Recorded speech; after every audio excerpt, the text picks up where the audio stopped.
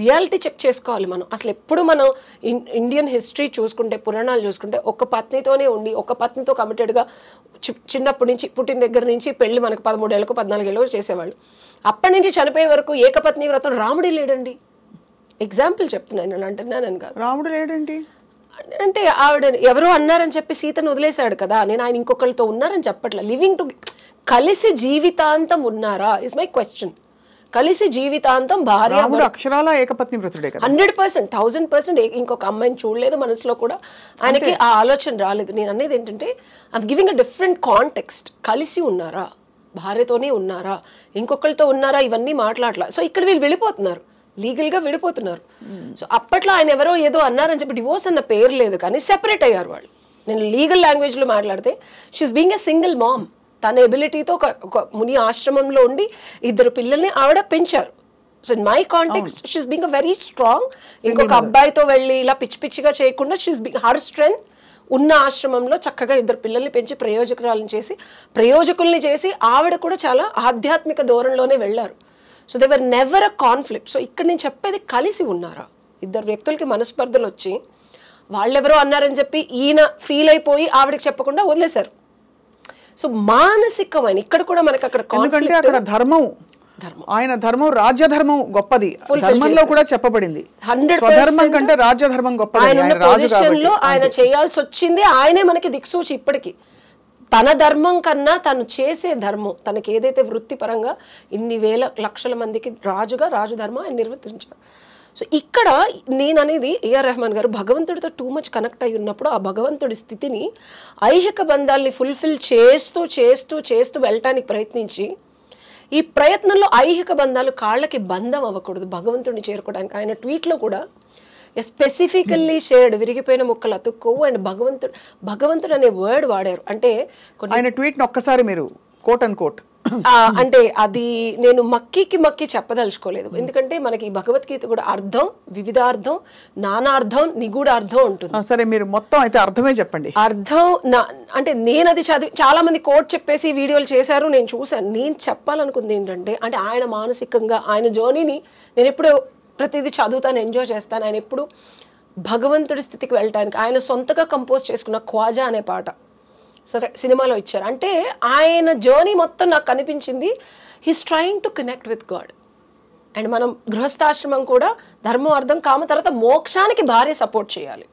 భగవంతుడిలో నిమిళీకృతం అవడానికి మనకు ఒక మార్గం సంసార మార్గం.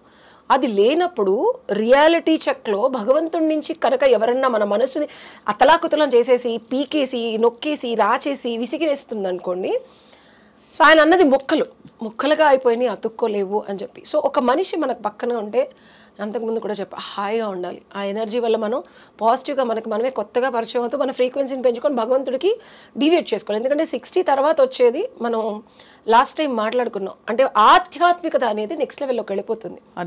అంటే ఆ మనిషి ప్రెజెన్స్ అది చేయకపోతే ఒక పాయింట్ తర్వాత తప్పకుండా అది ప్రశ్నించుకోవాల్సిన ఒక బంధం అంటారు.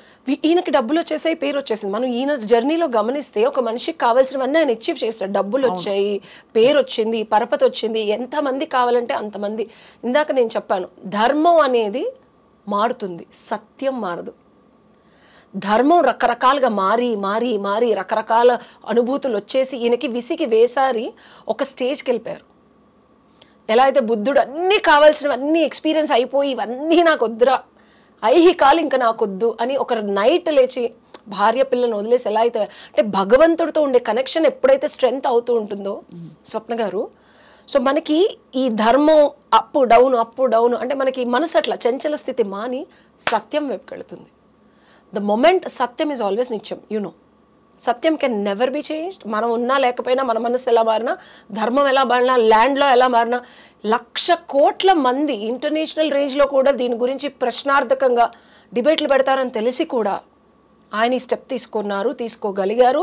తీసుకొని రియాలిటీలోకి అందరికీ చెప్పగలిగారు. అంటే సత్యాన్వేషణలో, భగవంతుణ్ణి చేరుకునే మార్గంలో దిక్సూచి ఏదైతే ఆయనకు కనిపించిందో దాన్ని ఫుల్ఫిల్ చేద్దాం అనుకుంటున్నారని నా విశ్లేషణ. ఆ పాయింట్ ఆఫ్ వ్యూ నుంచే వారి ఇప్పుడు కొత్త ప్రయాణాల్ని ఎవరు అంటే దాని కారణాలు ఊహించుకోకుండా అర్థం చేసుకుని ఒక నిజంగానే అభిమానం అని చాటుకుంటాం కదా, ఆ అభిమానాన్ని ఇలా చాటుకోవాలని చెప్తున్నారు మీరు. భగవంతుడి సాధనలో భగవంతుడిలో ఐక్యం అవ్వటానికి ఒక మనిషి ప్రయత్నాన్ని కొన్ని లక్షల మంది ధీకారం ఉంటుంది. జీసస్ క్రైస్ట్ని కూడా వాళ్ళు అప్పట్లో వేసేశారు. ఒక నార్మల్ హ్యూమన్ బీయింగ్తో కంపేర్ చేయొద్దని చెప్తున్నా నేను. మరి అభిషేక్ బచ్చన్ గారు, ఐశ్వర్య వీళ్ళ జీవిత పరిస్థితుల గురించి కూడా విపరీతంగా చర్చలు జరిగాయి. అత్తగారు మధ్యలో వచ్చిందా, లేకపోతే ఏం జరిగింది, లేకపోతే అతనే ఇంకొక అమ్మాయిని ఇష్టపడ్డా, లేకపోతే ఈవిడే కొంచెం మిస్ వరల్డ్ అని చెప్పి కొంచెం ఇన్ఫీరియారిటీ ఉందా, విజయం రాలేదు అతనికి అంతా అని, ఇలా రకరకాల ఊహాగానాలు. సో దాన్ని ఎలా చూస్తున్నారు మీరు? మీరు బంధాల గురించి, రిలేషన్షిప్స్ని నేను పట్టేస్తాను అని చెప్పారు చాలాసార్లు. ఇక్కడ నేను చెప్పాల్సింది ఇది, it's a very good thing. ఎందుకంటే 2007లో వాళ్ళ మ్యారేజ్ అయింది. అట్ దాట్ సేమ్ టైం నా మ్యారేజ్ కూడా అదే ఇయర్లో అయింది. ఆ అమ్మాయి what ever she has gone through, అప్పటి సొసైటీ స్టాండర్డ్స్ ఏంటంటే అమ్మాయి పెళ్లి చేసుకోవాలి, ఇర్రెస్పెక్ట్ ఆఫ్ ద వరల్డ్ క్వీన్ అవనివ్వండి, భర్త ఉండాలి, సొసైటీలో మంచి పేరున్న ఫ్యామిలీలోకి వెళ్ళాలి. వాళ్ళ అమ్మగారు వాళ్ళు అవనివ్వండి, ఎవరైనా అవనివ్వండి, ఆ డెసిషన్ తీసుకుని అభిషేక్ బచ్చన్ ఘనంగా పెళ్లి చేశారు. పెళ్లిలో చూస్తే అమ్మాయి ఫేస్ కూడా చాలా దారుణంగా ఉంది. She was not happy and there was lot of suppression. So Aishwarya ఏదైతే ఎక్స్ రిలేషన్షిప్స్లో అనుభవం ప్రేమ పొందిందో, ఇన్ని ఇయర్స్ ఆఫ్ జర్నీలో ఇదే మాటలు వస్తాయని చెప్పి సప్రెషన్లో గురైంది. మీరు ఆ బేబీని చూస్తే, ఆరాధ్యాన్ని చూస్తే కూడా you can see that suppression, you can see that experiential suppression. And సొసైటీలో ఇలా పేరు వస్తుంది, కలంకం వస్తుంది, అమితాబ్ బచ్చన్ లాంటి ఫ్యామిలీకి మళ్ళీ రోడ్డు మీదకి ఇడిచినట్టు అవుతుంది అని చెప్పి ఐశ్వర్య అడ్జస్ట్ అయ్యే ఉంటుంది తప్పించి, the family was not respecting her ability to become whatever she wants to become in the life and the journey that she has sacrificed for that family, which they are not recognizing. ఒక కోడలు ఇంటికి అడుగు పెట్టే వేళ విశేషం అంటారు. ఆ ఫ్యామిలీకి ఆ అమ్మాయి జాతకం వల్ల కానీ, ఆ ఇద్దరు వల్ల కలిగే పుత్రికల వల్ల కానీ ఆ ఫ్యామిలీకి ఇది శుభం జరుగుతుంది అనేది ఇది కామన్ థింగ్. ఇది మనకి శాస్త్రాల్లో రాసుంది.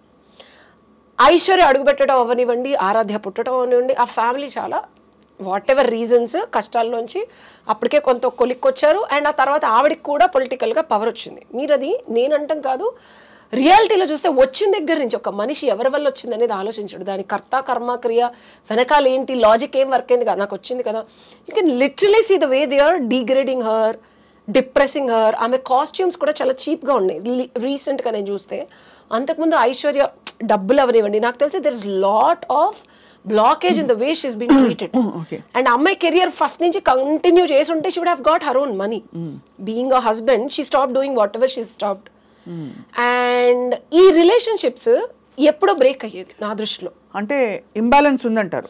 అసలు ఈ రిలేషన్షిప్ ఐశ్వర్య ఎప్పుడో వదిలేయాల్సింది, వదిలేసి బయటకు వచ్చేయాల్సింది. సొసైటీ ప్రెషర్ అవ్వండి, పేరెంట్స్ ప్రెషర్ అవ్వండి, వాట్ ఎవర్ ఆ ఫ్యామిలీ యొక్క బలం అవనివ్వండి, షీ డిడెంట్ కేమ్. అండ్ ఈ అమ్మాయి బయటకు రాపోయినా వాళ్ళిద్దరి మధ్యలో భార్యాభర్తల సంబంధం కానీ, లేకపోతే వాళ్ళిద్దరి మధ్యలో ఒక సఖ్యత కానీ, ఇర్రెస్పెక్టివ్ ఆఫ్ వాట్ అమ్మాయికి ఫస్ట్ నుంచి లేదు. అంటే ఇదంతా ఆఫ్ కోర్స్ వీళ్ళు కన్ఫర్మ్ చేయలేదు ఇంత జరుగుతున్నట్టు, కానీ ఖండించలేదు కూడా.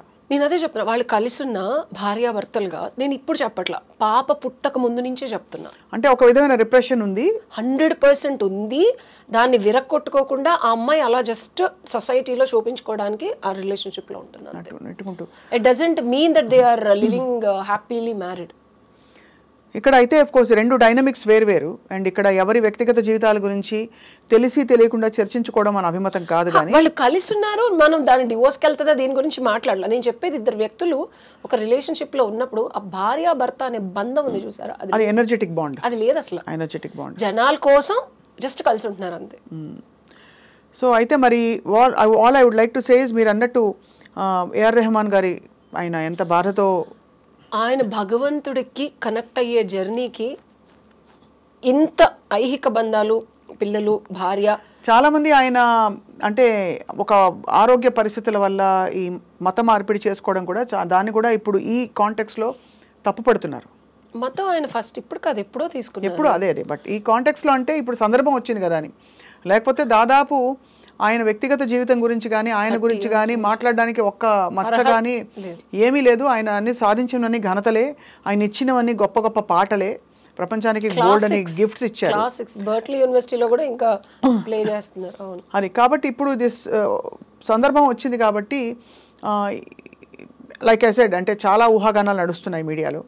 బట్ అవన్నీ కాకుండా వాళ్ళిద్దరి ఎక్కడున్నా ఎలా ఉన్నా వాళ్ళు బాగుండాలని కోరుకోవడం. ఒక మనిషి ఫస్ట్ టైం గట్స్తో భగవంతుడిని నేను చేరుకోవడానికి నాకు అవరోధాలు ఏమున్నాయో వాటిలన్నిటిని సంకెళ్ళైనా ఎంత కట్టుదిట్టమైన societal high standard highly recognized person కూడా వదిలించుకోవడానికి, అంటే సత్యం అంత గొప్పది స్వప్న.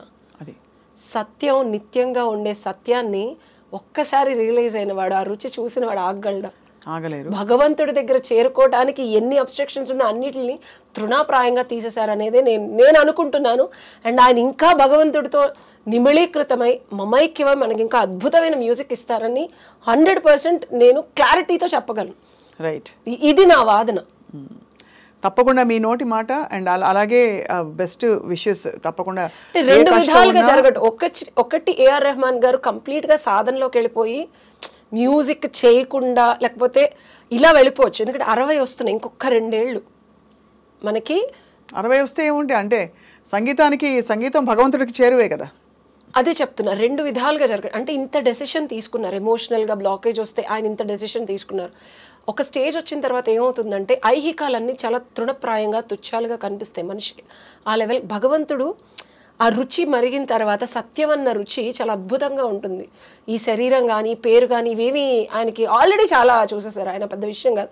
సో మ్యూజిక్ చేయడం వల్ల ఇద్దరు ఆయన self expression to reach God. అది ఎప్పుడు ఆ self expression to reach God ఆయనే చేసుకుని ఆయన ధ్యాన స్థితికి వెళ్ళిపోయి ఆ మ్యూజిక్ ఆయనే ఉంచుకుంటారా లేదా అందరికీ రుచి చూపిస్తారా అనేది కూడా నాకు ప్రశ్నార్థకమే. ఇది నా ఊహాగానంలో ఇది ఒక ప్రశ్న. ఖచ్చితంగా ఆయన ఎలా ఉన్నా ఇచ్చిన అంటే అద్భుతమైన సంగీతాన్ని మనం ఆస్వాదించాలి. అలాగే ఆయన జీవితంలో ఏది జరిగినా సాయిరా భాను గారికి ఆయనకు కూడా ఎక్కడున్నా బాగుండాలి, ఎక్కడున్నా ఎలా ఉన్నా బాగుండాలి, సంతోషంగా ఆనందంగా ఉండాలి అనే తప్ప మనం ఏమి అంతకంటే ఏముండదు ఉషశ్రీ గారు. But this is a perspective definitely. అంటే ఆన్ వై ఒక స్టేజ్ దాటాక ఇంత సాధించాక ఏదో ఎవరి జీవితాలు వాళ్ళు బతుకుతూ ఒకే గృహంలో కూడా ఉండొచ్చు, ఎవరి just for the sake of society. అలా ఉన్నారు కదా, చాలా మంది ఉంటారు. అంటే ఏముందిలే ఇంత దూరం వచ్చాం కదా, ఇంకొన్నేళ్ళు నా లైఫ్ నేను బతుకుతాను, నువ్వు లైఫ్ నువ్వు బతుకు అని అనుకోవడం కూడా తప్పులేదు.